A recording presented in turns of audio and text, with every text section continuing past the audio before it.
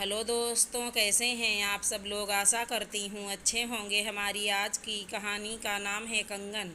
आज राधिका जी के बेटे मनोज का नए घर में गृह प्रवेश है। खूब रौनक है, हवन चल रहा है।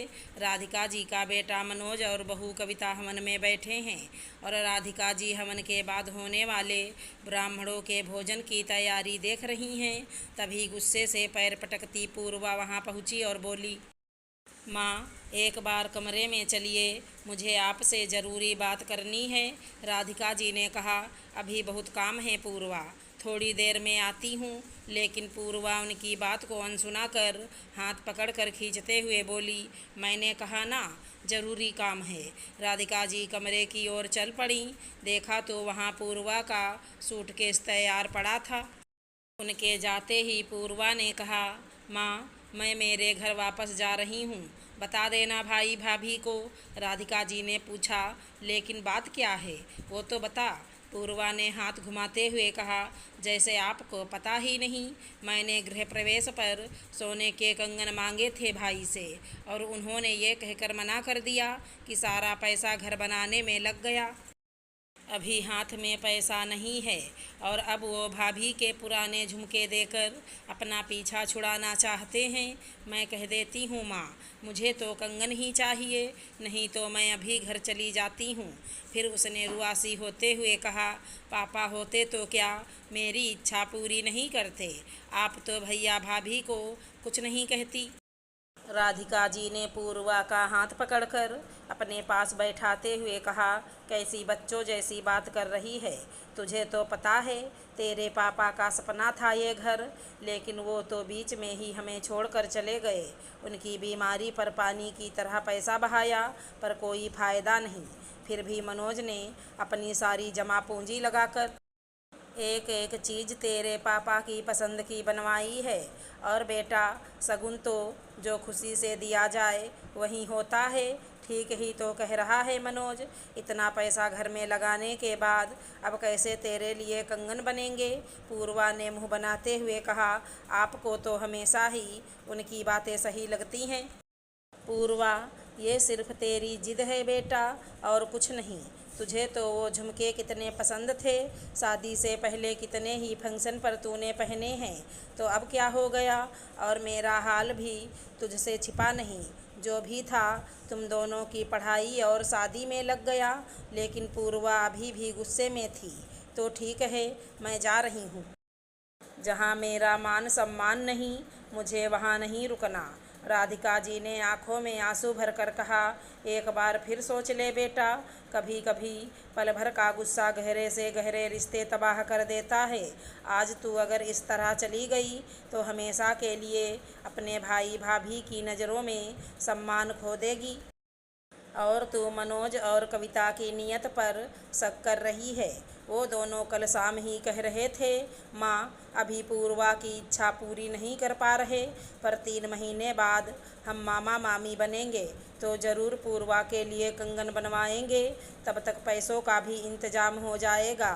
अगर अब भी जाना चाहती है तो जा, मैं तुझे नहीं रोकूंगी। पूर्वा को खुद पर शर्म आ रही थी। सिर्फ अपनी जिद के लिए वो इतना गलत कदम कैसे उठा सकती है। उसने राधिका जी के आंसू पोंछते हुए कहा, मुझे माफ़ कर दो माँ, हमेशा पापा और भैया ने मेरी सही गलत सारी जिद पूरी की और इसी जिद के कारण मैं रिश्तों की अहमियत भी भूल गई। आपने मुझे सही रास्ता दिखा दिया माँ, वरना 2 पल के गुस्से में लिए गए मेरे इस फैसले के लिए मुझे सारी उम्र पछताना पड़ता।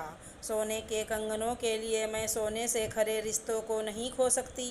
और राधिका जी ने पूर्वा को गले लगा लिया। दोनों की आंखों से खुशी के आंसू बह रहे थे। हेलो दोस्तों, कैसे हैं आप सब लोग। आशा करती हूँ अच्छे होंगे। हमारी आज की कहानी का नाम है हक। सबको नाश्ता खिलाकर सिखा बैठी नाश्ता करने। पूड़ी सब्जी बनाई थी, सबको गर्मा गर्म पूरी उतार कर देती गई। अब उसकी बारी। बना कर देने वाला कोई नहीं है ननद आंचल है, पर चूल्हे के पास नहीं जाएगी। सास भी है, बहू के आने के बाद सास का किचन में जाना सास पद की गरिमा की को तौहीन करने जैसा हो जाएगा। पर मैं क्यों ठंडी पूड़ियाँ खाऊं। 4 गरम गरम पूड़ियाँ तल लाई, प्लेट रखा ही कि ननद ने ठंडी 2 पूड़ी परोस दी। ये नहीं गरम वाली कहकर ठंडी पूड़ी हटा दी। 2 खाने के बाद तीसरी के लिए हाथ बढ़ाया ही था कि आंचल आश्चर्य से बोली, एक और खाओगी। शिखा ने बिना कुछ कहे तीसरी भी ले ली। चौथी के लिए हाथ बढ़ाने पर आंचल बोली, बाप रे, तुम 4 पूड़ी खाती हो, तुम्हारा पेट है या ड्रम। बिना कुछ कहे चौथी भी खा ली शिखा ने। आंचल की आदत थी, जब भी शिखा खाने बैठती अपना सारा काम छोड़कर खाती शिखा के पास आ बैठती और उसकी खाने की मात्रा को आंखों से तौलती रहती। सास भी दूर बैठे देखती पर कहती कुछ नहीं। शिखा के भैया एक दिन पहले रसगुल्ले दे गए थे, सभी ने नाश्ते में खाया। डिब्बा खोला, बड़ा साइज देख शिखा उसको 2 टुकड़े करने जब तक चम्मच लाती तब तक आंचल ने डिब्बा बंद कर फिर से फ्रिज में घुसाने लगी। शिखा ने फ्रिज से डिब्बा निकाला। शायद चाहती शिखा के लिए कम से कम बचें। शिखा की चाहत तो बस इतनी सी थी कि उसके खाने की मात्रा को ना गिना जाए ना तौला जाए। खुशी खुशी सभी को जब भर पेट बनाकर खिलाती है तो उसके खाने पर निगाहें क्यों। तुम तो खुद ही इतना खा जाती हो, बचत क्या करोगी। किफ़ायती करना आता भी है। आज शिखा सुनने के मूड में ना थी। बोली, क्यों दीदी, सारी किफ़ायती सिर्फ मेरे ना खाने से या कम खाने से हो जाएगी।